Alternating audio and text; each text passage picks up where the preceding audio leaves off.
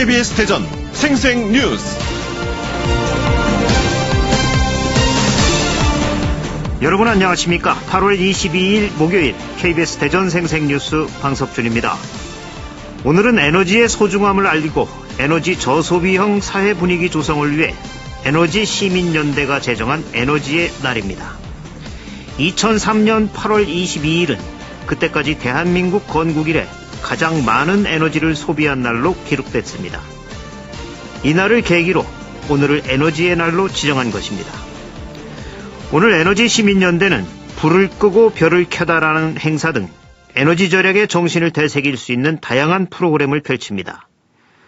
전력 소비 피크 시간대인 오후 2시부터 3시까지 1시간 동안 에어컨 설정 온도 2도 올리기와 밤 9시부터 5분간 모든 전등 소등하기 운동 등이 펼쳐집니다.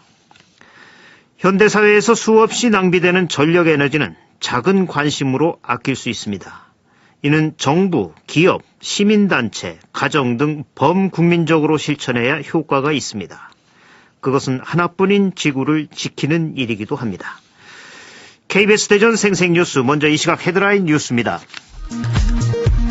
밤사이 많은 비를 쏟아낸 비구름이 물러가면서 금산에 내려졌던 호우주의보도 오전 8시를 기해 해제됐습니다.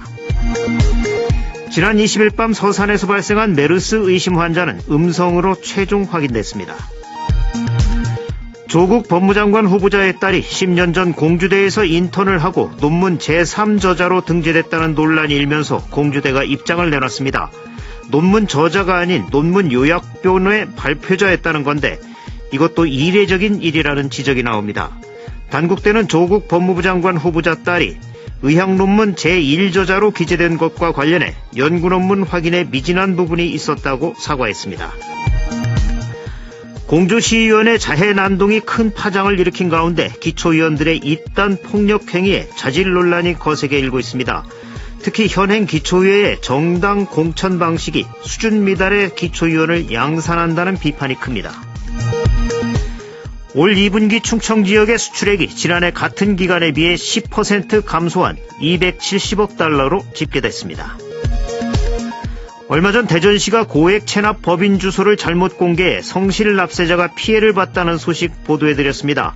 추가 취재 결과 다른 자치단체 역시 엉터리 주소가 많았는데 행정안전부가 개선 방안 마련에 나섰습니다. 충청남도는 그동안 서류 전형과 면접 시험으로 공무직을 채용했지만 필기시험과 직무 적성 검사를 도입해 객관성을 높이기로 했습니다. 또 부서별 인력 수요를 예측해 일괄 채용하는 방식을 추진하기로 했습니다. 이 시각 헤드라인 뉴스였습니다.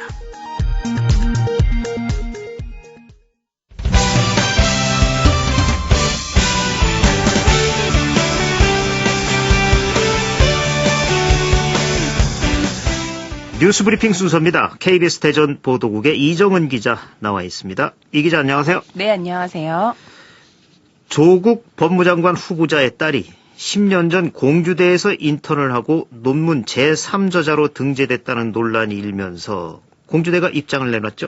네, 10년 전인 2009년 8월 일본에서 국제학술대회가 열렸는데요. 이 당시 발표집을 보면 식물 유전자 분석 논문 발표자로 당시 고3이었던 조국 법무부 장관 후보자의 딸 이름이 적혀 있습니다. 네. 당시 지도교수가 조국 후보자 부인과 대학 동문이라는 이유로 특혜 의혹이 일고 있는데요.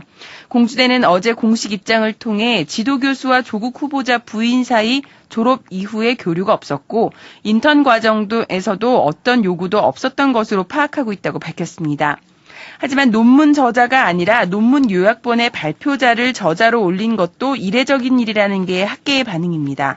일단 공주대는 당시 지도교수가 출장해서 돌아오는 대로 진상조사를 벌이기로 했습니다.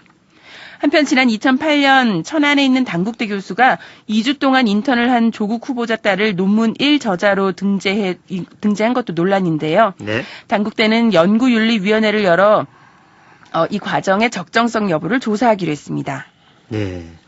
이번 일을 보면서 이게 드라마에서나 있는 일인 줄 알았던 일이 정말 우리 사회 상류층에서는 있었더군요. 서민들과 서민의 자식들은 이 모습을 보면서 어떤 마음일지 참 답답합니다. 후보는 불법은 없었다 이렇게 말하고 있지만 이것은 법을 넘어 언행 일치와 또 진보가 내세우는 중요한 가치인 정의와 도덕성의 문제입니다. 공주시의원의 자해난동이 큰 파장을 일으킨 가운데 기초의원들의 이딴 폭력 행위에 자질 논란이 이어지고 있는데 기초의원들을 정당이 공천하는 정당 공천제가 이런 수준 미달의 기초의원을 양산한다는 비판이 나오고 있죠. 네, 회의장에서 유리를 깨 난동을 부린 자유한국당 이창선 공주시 의원은 과거에도 공무원을 폭행해 의원직을 사퇴하는가 하면 또 최근엔 태권도부 중학생들을 감금하고 진술을 강요한 혐의로 벌금 300만 원을 선고받은 바 있습니다. 지난 4월에는 자유한국당 장기승 아산시 의원이 회의 도중 동료 여성 의원을 향해 물이 든 종이컵을 던졌다 공개 사과하기도 했고요. 또 민주당 소속이었던 박창근 전 대전 중구 의원은 여성 의원을 2차례나 성추행한 의혹으로 제명 처분되기도 했습니다. 네. 지난해 말 예천군 의회 부의장이 해외 연수 중 가이드를 폭행해 큰 파문을 일으킨 뒤 전국 기초의회 의장협의회가 자정 결의까지 했지만 소용이 없었습니다. SNS에는 아예 기초의회를 없애라는 성난 네티즌들의 댓글이 빗발치고 있는데요. 전문가들은 무엇보다 충분한 자격 검증 없이 지역 국회의원이 낙점해 공천을 주는 현행 지방의원 정당 공천제의 폐해가 크다는 지적입니다. 최효택 배재대 행정학교 교수는 지역구 국회의원에 충성하면 다음에 또 공천을 주는 식으로 공천이 이뤄지다 보니 당선만 되면 이렇게 지방의 정치인들이 아나무인격으로 행동을 하고 있다고 설명했습니다. 예, 지방의원 공천도 국회의원이 자기의 일을 한 겁니다. 함께 책임 있습니다. 제대로 공천하십시오. 얼마 전 대전시가 고액 체납 법인 주소를 잘못 공개해서 성실납세자가 피해를 봤다는 소식 보도해드렸는데 추가 취재 결과 다른 자치단체 역시 엉터리 주소가 많은 것으로 확인돼서 행정안전부가 개선 방안 마련에 나섰다고요. 네, 지난번 대전 사례를 전해드렸는데 충남도 비슷했습니다. 지방소득세 1,900만 원을 체납해 충청남도가 고액 상습 체납자로 공개한 A 종합건설사를 찾아가 봤더니 네. 주소에 있는 건물은 세금 체납과는 무관한 경로당이 있거나 또 고액 체납 법인으로 공개된 또 다른 B 건설사도 주소를 따라가 봤더니 엉뚱하게도 잡초만 무성한 폐공장이 나오는 시기였습니다. 충남의 전체 고액 체납법인 주소 192곳 중에는 국세청에서 모범 납세자상을 받은 기업도 있었습니다. 체납법인 주소 대다수가 이미 폐업해 없거나 사실과 다른데도 체납 당시 주소만을 근거로 공개했기 때문에 이런 일이 벌어지고 있습니다. 이처럼 고액 체납법인 공개에 허점이 드러나자 행정안전부가 제도 개선을 추진하겠다고 밝혔습니다.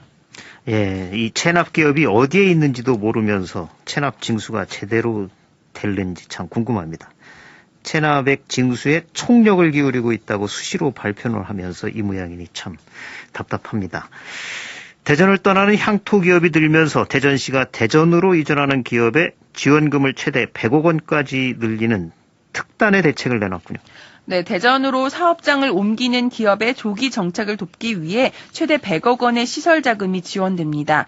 대전시는 조례 개정을 통해 부지 매입비와 설비 투자금 명목으로 이전 기업의 지원 규모를 종전에 60억 원에서 100억 원까지 지원하기로 했다고 밝혔습니다. 또 보유하고 있는 토지에 사업장을 짓더라도 조기 정착을 돕기 위해 지원금을 최대한 지급하기로 했는데요. 개정된 조례가 지난 9일 시행됨에 따라 앞으로 업무 협약을 체결하는 기업들은 기업 투자금의 상당액을 보조금으로 지원받을 수 있게 됩니다.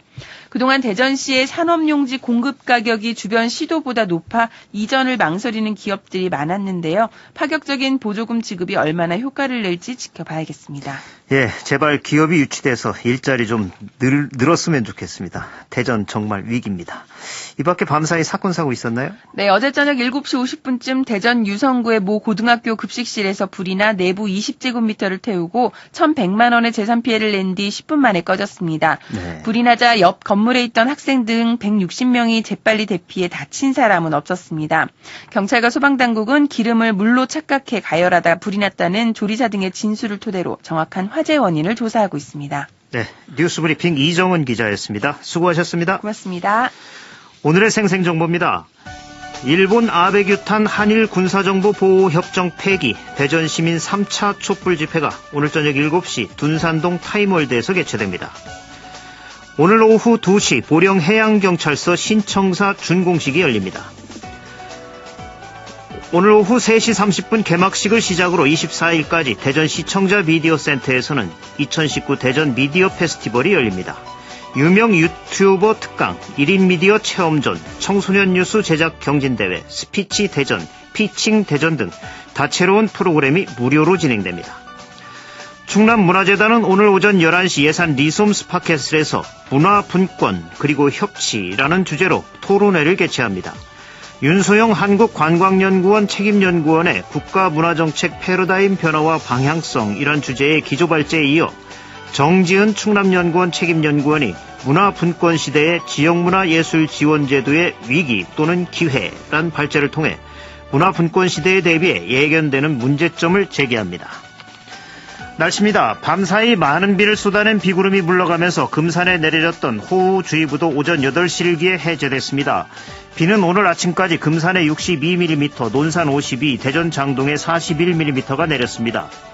이번 비는 오늘 낮까지 10에서 50mm가 더 내리다 그치겠습니다. 다만 지역에 따라 천둥, 번개와 함께 시간당 30mm의 강한 비가 쏟아지는 곳도 있겠습니다. 비가 그친 뒤 다시 기온이 올라 한낮에는 29도에서 31도로 무덥겠습니다. 지금까지 생생정보였습니다.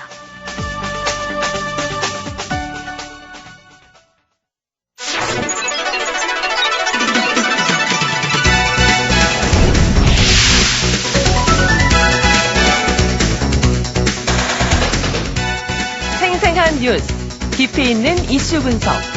여러분은 지금 방석준 앵커와 함께하는 KBS 대전 생생뉴스를 듣고 계십니다.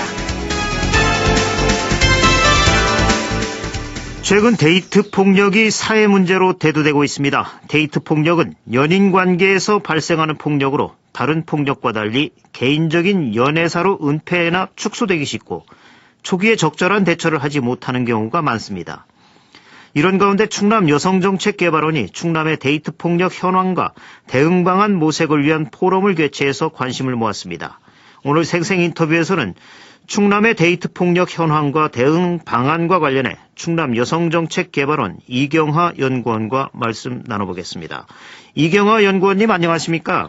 네, 안녕하십니까? 네. 네. 최근 데이트 폭력의 심각성이 사회 문제로 대두되고 있는데 먼저 이 데이트 폭력 이게 어떤 건지 그 개념부터 설명을 좀 해주시죠.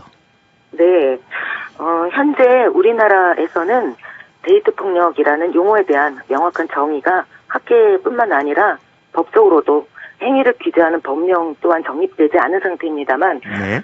극단적 살인 또는 테러와 같은 신체적 폭력뿐만 아니라 데이트 폭력의 범위가 매우 다양하다는 것을 종합적으로 판단한 세계보건기구 개념에 따르면요. 네.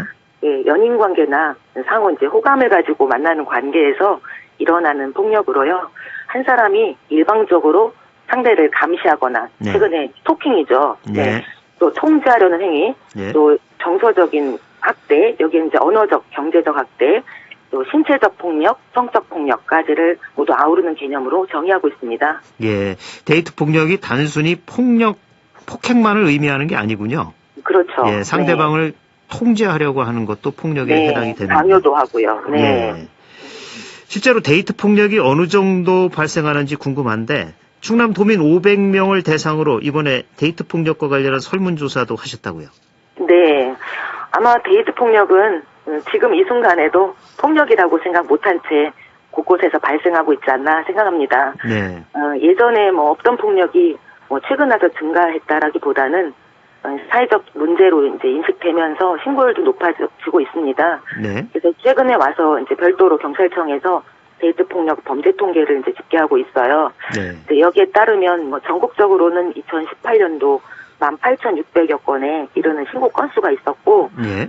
근데 이 중에 형사 입건된 경우는 만여 건에 머물고 있습니다. 충남은 조사를 해보니 2016년 신고 건수가 158건이었다면 2017년에는 상당히 증가합니다. 537건. 예. 그리고 2018년도에는 1,350건 이상으로 해마다 증가율이 높게 나타났고요. 네. 반면에 입건 건수는 1,300건이 넘는 신고 건에 비해 504건으로 절반에도 못 미치고 있는 것이 굉장히 문제로 볼 수 있을 것 같습니다. 그래서 데이트 폭력을 충남에서 좀 미리 선제적으로 예방하고 대응할 수 있는 방안을 찾아보기 위해서 500명 대상으로 데이트 폭력에 대해서 어떻게 인식하고 있는지, 또 태도는 어떤지, 또 데이트 폭력에 대한 수용도는 어떤지, 또 데이트 폭력을 경험한 경우에 어떤 대응을 하는지 태도와 또 요구하는 정책 등에 대한 설문조사를 진행했습니다. 예, 아주 흥미로운 조사였겠네요. 사실 네. 이게 여성들의 이젠 자의식이 강해지면서 신고 건수가 계속 늘어나고 있는 거죠. 네, 그렇죠. 예, 주로 피해자도 여성들이고. 그렇죠. 절대적으로 예. 높죠. 네. 예. 예, 이번에 설문조사 전반적으로 어떤 결과가 나왔고 또 이 데이트 폭력에 대한 남성과 여성의 인식은 어떻게 차이가 있는지 좀 얘기를 해주시겠습니까? 네, 상당히 성별 차이를 좀 보였고요. 남녀 반반 정도 비율로 표집을 해서 조사를 했습니다. 이제 주목할 만한 이제 몇 가지 결과를 보면, 네. 데이트 폭력이다라고 하는 그 인식되는 폭력의 유형이 여성은 뭐 강요와 뭐 통제, 행동 통제, 언어적, 정서적, 경제, 신체, 성적 전반에 대해서 굉장히 폭력에 대한 인지도가 높게 나타났어요. 예. 반면에 남성은 두드러지게 이제 신체적 폭력하고 성적 폭력을 데이트 폭력으로 인지하고 있는 식으로 차이가 좀 드러났고요. 네. 폭력에 대한 민감성에 이제 성별 차이가 좀 있음을 이렇게 볼 수 있었고요. 두 번째는 뭐 모두 다 데이트 폭력은 심각하다라고 인정하지만 네. 남성은 그 원인이 이제 개인적인 일탈이다라고 현상을 보고 있고 예. 여성은 이 사회가 제대로 제재를 못하고 있다라고 하는 제도적 측면의 문제점을 상당히 지목하고 있는 차이가 보여졌습니다. 네. 이제 뭐 또 놀라운 거는 사귄 지 1개월, 3개월 그 네. 사이에 첫 번째 폭력 경험을 해요. 근데 네. 이제 폭력을 경험한 이후에 70% 이상이 연인 관계를 계속 유지를 하고 있는 것으로 응답을 했고요. 네. 그래서 왜 연인 관계를 폭력을 당하고도 유지를 하는지를 물어본 응답에 헤어질 만큼 심하지가 않아서다라고 하는 응답률이 가장 높았고, 또 그 사람을 이제 사랑해서다라고 하는 응답이 두 번째를 이제 차지하고 있었습니다. 네. 아마도 이제 이런 응답률을 볼 때 데이트 폭력에 대해서 이제 폭력 경험을 한 피해나 가해 피해자 모두 가볍게 여기고 있고 또 개인적 통제가 가능한 것으로 이제 보고 있는 이런 인식 때문에 데이트 폭력이 지속적 또 반복될 수밖에 없는 이런 특성과 연관된다라는 걸 볼 수 있었어요. 예. 서로 연인 관계라 해서 상대를 소유하는 건 아니죠. 그렇죠. 상대의 인격을 존중해줘야 되는 거죠. 네, 맞습니다. 예. 네. 예, 설문조사에서 데이트 폭력을 경험한 피해자들의 고통은 어떻게 나타났나요? 이 부분 궁금하네요. 절대적으로 남성보다 여성이 데이트 폭력으로 고통을 많이 받고 있는 것으로 지금 나타났고요. 네. 뭐 성별 구분 없이는 자신에 대한 실망감, 또 무력감, 자아상실 이런 폭력 피해에 대한 그 고통을 이제 응답을 했다고 한다면 남성과 다르게 여성은 계속 피해 당시 상황이 생각이 난다라는 응답률이 굉장히 높았습니다. 네. 저희가 이제 설문조사 외에도 연구과정의 피해 경험자 또 상담소에 직접 상담을 한 그 종사자 인터뷰 과정에서도 데이트 폭력 피해자들은 이제 다른 폭력 피해자들과 좀 다르게 굉장히 작게 외부에서는 볼 수 있지만 본인들은 정말 자살을 생각할 정도의 정신적 고통을 네. 이제 호소하고 있었는데 의에 대한 의료 지원이 상당히 애매하고 어려운 근거도 없는 이런 상황이었었습니다. 네. 여기에 대한 지원에 대한 요구가 매우 두드러지게 좀 드러났었습니다. 예. 사실 사랑하는 사람에 의한 폭력은 정신적으로 더 큰 충격을 주겠죠. 그렇죠. 예. 예, 사실 데이트 폭력은 연인 관계에서 발생하기 때문에 이게 연인끼리의 갈등이나 개인적인 연애사다 이렇게 은폐되고 네. 축소되는 경향도 있지 않았습니까? 예, 맞습니다. 예. 이 문제죠. 네. 예. 이게 초기 대응이 이루어지지 않고 있다는 데 문제점이 있다고 하는데 그렇죠. 이 문제점 네. 어떻게 보십니까? 상담소 종사자 인터뷰하면서 네. 현재로는 뭐 데이트 폭력 피해자를 지원하는 상담소가 별도로 없기 때문에 네. 가정폭력, 이제 성폭력 피해자 상담소에 이제 종사자들하고 이제 폭력 피해자 상담 경험을 나누는 과정에 이 최초 폭력이 언제 시작되냐 가정폭력 피해자들을 네. 이제 보게 되면 첫 번째 폭력이 시작된 시기가 바로 연애 시기였다는 점이었어요. 네. 그래서 이 가정폭력 경험이 다른 사회적 폭력으로도 순환되고 연계되는 특성 때문에 굉장히 중요하게 다뤄지고 있지 않습니까? 예. 이제 바로 이제 그 데이트 과정에서의 폭력에 대해서 초기 대응을 하지 못할 경우 사회적으로 굉장히 이슈화됐던 무서운 중범죄, 폭력으로도 심각해지지만 가정폭력으로도 이제 연결되는 문제, 또 아까 말씀하신 것처럼 친밀한 연인 관계에서 폭력이 주는 네. 고통이 사회적 관계에 대한 굉장히 무력감, 또 부적응, 여러 가지 개인으로 봐서는 일생을 파괴하는 폭력이라는 점에서 사실 좀 문제가 심각하다라고 봅니다. 예. 이 데이트 폭력이 또 극단적인 폭력으로까지 진전되기도 하는데, 네. 그래서 이게 초기 단계에서 적절한 대처가 무엇보다 중요할 것 같은데, 어떻게 네. 대응해야 하나요? 네. 무엇보다 이제 너를 사랑하기 때문에 네. 이런 미명 아래 행해지는 행동의 통제나 감시, 강요, 이런 전조 현상들을 빨리 인지하는 것이 굉장히 중요하고요. 네. 그리고 이런 요구에 대한 불수용 하는 것이 필요하다고 생각합니다. 이제 만약에 이것이 폭력이다라고 인지돼서 대응이 필요하다고 한다면, 이제 현재로서는 데이트 폭력에 대한 현장 상담 지원, 네. 또 적절한 연계 기능을 여성 긴급전화 1366에서 전국에서 그 역할을 담당하고 있습니다. 근데 이제 경찰 조사 또 법률 지원 과정에서 폭력 피해자들은 이들에 대한 이해가 부족하기 때문에 그래서 지원하는 기관으로부터 2차 피해를 받는 경우가 많이 있습니다. 예. 우선 상담 기관을 통해서 이 상황에 대한 정리도 하고 또 심리적 안정이 좀 전제된 상태에서 신고 절차된 관련 정보, 또 법률적 지원도 받은 후에 상담소에 다양한 조력이 있습니다. 이 조력 하에 대응하는 것이 피해자가 회복하고 또 해결하는 데 상당히 도움이 될 것으로 보입니다. 예. 처음 폭력이 이루어졌을 때 단호하게 상대에게 대응하는 것도 중요하죠. 그렇죠. 그렇지 않으면 그것이 계속 지속되고 그 다음 대응을 하기 어려워지게 되는 거죠. 예. 그리고 이 데이트 폭력과 관련된 법적 근거를 마련하는 게 중요할 텐데, 현재 제대로 마련돼 있지 않죠? 어떻습니까? 그렇죠. 현재로서는 없습니다. 별도법이 없는 상태로 중앙정부 단위에서는 가정폭력 범주 내에서 피해자 지원을 한다든지 이런 시급성에 대처를 하고 있습니다만 현재로서는 별도법이 없습니다. 그래서 물론 이제 지금 좀 기대하는 거로는 올해 12월 23일 여성폭력 방지 기본법이 시행을 앞두고 있어요. 예.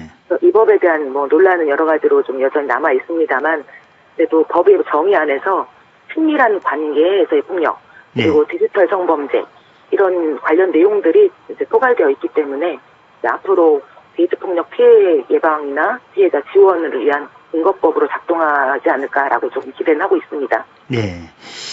지난 19일이었죠. 그래서 충남 여성정책개발원에서 이것과 관련한 포럼도 열었었는데 이때 어떤 논의들이 이루어졌죠?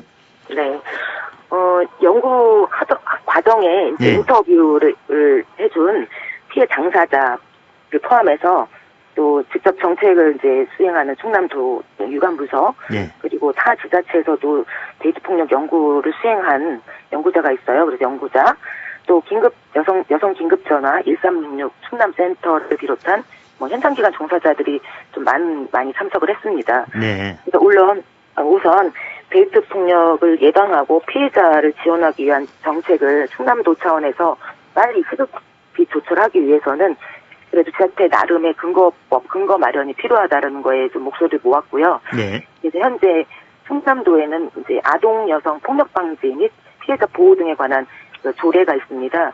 이 안에 이제 정의하고 있는 가정폭력, 성폭력, 성매매 피해자가 이제 포함이 되어 있고요. 아동 피해자가 포함이 되어 있는데 이 안에 이제 데이트 폭력 피해자 범주를 포괄할 수 있도록 조례를 개정하는 그런 의견들이 좀 모아졌고 또 전체적으로 충남도의 경찰이나 의료기관, 법률 지원기관, 또 상담소 종사자, 또 도민 대상의 데이트 폭력 관련 교육과 또 인식 개선을 위한 홍보가 굉장히 확대돼야 된다라는 그런 방안들이 논의가 됐고요. 또 이런 추진을 위해서는 상호 유관기관 간의 협의체를 만들어서 대책을 좀 시급히 마련해 나가자라는 논의에 대한 그 이후에 또 합의가 이루어졌습니다. 예, 아주 좋은 포럼이었네요. 네, 앞으로 감사합니다. 충남 여성정책개발원 차원에서 이 문제와 관련해서는 어떤 노력해 나가실 계획이신가요? 네, 저희가 이제 연구 결과를 충남도의 정책으로 구체적으로 발굴을 해서 내년도 사업으로도 구체적으로 또는 이후의 장기적인 플랜까지도 조정에 반영될 수 있도록 도와 협의를 해 나갈 거고요. 네. 그리고 이제 데이트 폭력을 예방하고 피해자를 좀 적극 지원할 수 있기 위한 그 유관기관인 충남도의 교육청, 또 충남지방경찰청, 또 상당히 이제 지역에 역할을 하고 있는 현장의 기관 상담소 등과 이제 민관의 협의를 통해서 구체적으로 정책이 실현될 수 있도록 저희 기관이 좀 애써 나갈 계획입니다. 네. 오늘 말씀 여기까지 듣겠습니다. 고맙습니다. 네, 감사합니다. 지금까지 충남의 데이트 폭력 현황과 대응 방안과 관련해서 충남 여성정책개발원 이경하 연구원과 말씀 나눴습니다.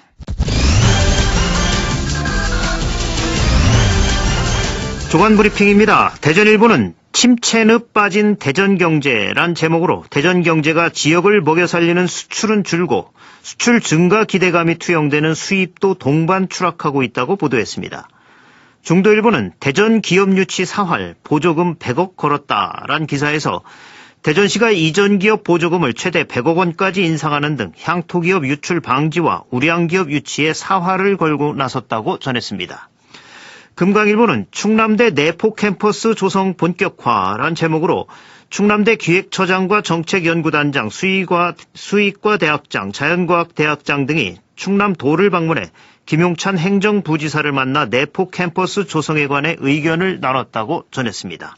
충청투데이는 보령댐이 말라가고 있다. 이 기사를 실었습니다. KBS 대전 생생뉴스 기술의 이재은, 구성 조미연, 제작과 진행의 방석준이었습니다. 8월 22일 목요일 방송 여기서 마칩니다. 행복하고 평화로운 하루 보내시기 바랍니다. 내일 다시 뵙겠습니다.